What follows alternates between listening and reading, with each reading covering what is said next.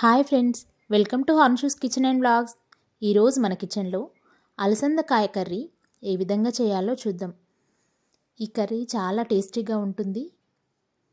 ముందుగా అలసందకాయ కర్రీ కోసం లేత అలసందకాయల్ని తీసుకొని ఈ విధంగా చిన్న చిన్నగా తరిగి పెట్టుకోవాలి. ఒక ఆనియన్, 5 పచ్చిమిర్చి, కొంచెం కరివేపాకు పక్కన పెట్టుకోవాలి. ఇప్పుడు ఒక బాండీ తీసుకొని అందులోకి 2 టేబుల్ స్పూన్స్ ఆయిల్ వేసుకొని ఆయిల్ కాస్త వేడయ్యాక 1/2 టీ స్పూన్ ఆవాలు, 1/2 టీ స్పూన్ జీలకర్ర వేసి కాసేపు వేగించాలి. అవి కూడా కాస్త వేగాక ముందుగా కట్ చేసి పెట్టుకున్న ఆనియన్ ముక్కలు, పచ్చిమిర్చి ముక్కలు, కరివేపాకు కూడా వేసుకొని అంతా కూడా ఒకసారి మంచిగా కలుపుకొని మంటని మీడియం ఫ్లేమ్లో పెట్టుకొని కాసేపు వేగించాలి. ఆనియన్ బాగా మగ్గాల్సిన అవసరం లేదు, కాస్త మగ్గిపోతే సరిపోతుంది. ఈ విధంగా కాస్త మగ్గాక అంతా కూడా ఒకసారి కలుపుకొని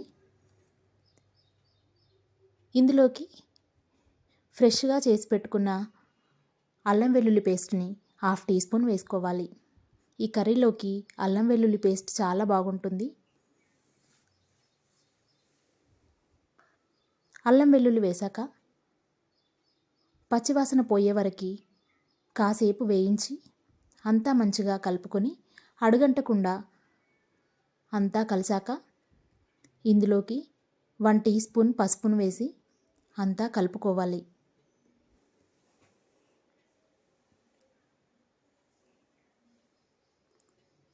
ఇది కాస్త వేగాక ఇందులోకి ముందుగా కట్ చేసి పెట్టుకున్న అలసందకాయ ముక్కల్ని వేసుకొని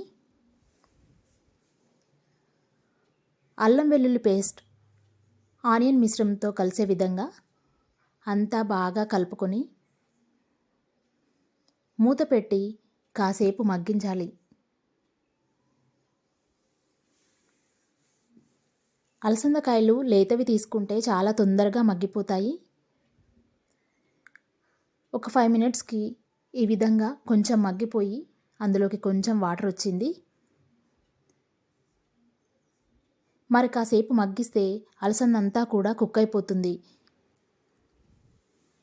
మరి కాసేపు మూత పెట్టి మగ్గించాక అలసందంతా కూడా మంచిగా కుక్ అయిపోయింది. ఇప్పుడు ఇందులోకి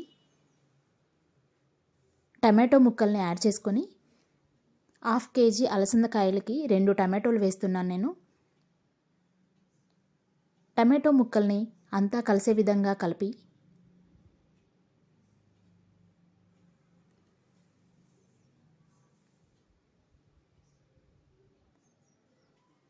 కర్రీకి సరిపడినంత సాల్ట్ ఇందులోనే వేసుకోవాలి. టమాటో ముక్కలు వేశాక సాల్ట్ వేయడం వలన టమాటో తొందరగా కుక్ అయిపోతుంది. 1 టీ స్పూన్ సాల్ట్ వేశాను నేను. మీ రుచికి సరిపడినంత వేసుకోండి. ఈ విధంగా అంతా ఒకసారి కలుపుకొని మూత పెట్టి మరో 5 నిమిషాలు ఉడికించినట్లయితే టమాటో అంతా కూడా ఈ విధంగా మంచిగా కుక్ అయిపోయింది.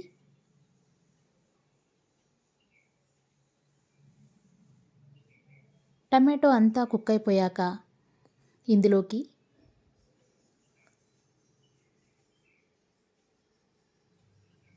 1 టీ స్పూన్ కారం,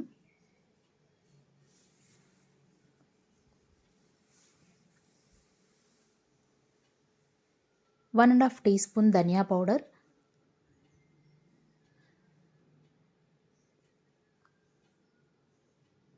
1/2 టీ స్పూన్ జీలకర్ర పొడి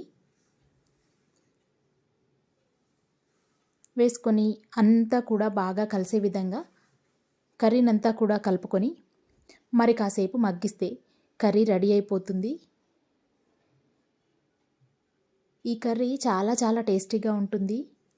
కాసేపు ఒక 5 మినిట్స్ దీన్ని మగ్గే వరకు మూత పెట్టి కాసేపు ఉడకనిద్దాం.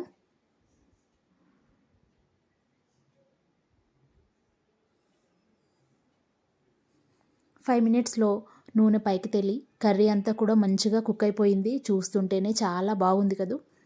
టేస్ట్ కూడా చాలా బాగుంటుంది. తప్పకుండా మీరు ట్రై చేయండి. రెసిపీ ఏ విధంగా వచ్చిందో కమెంట్ బాక్స్లో కమెంట్ చేయండి.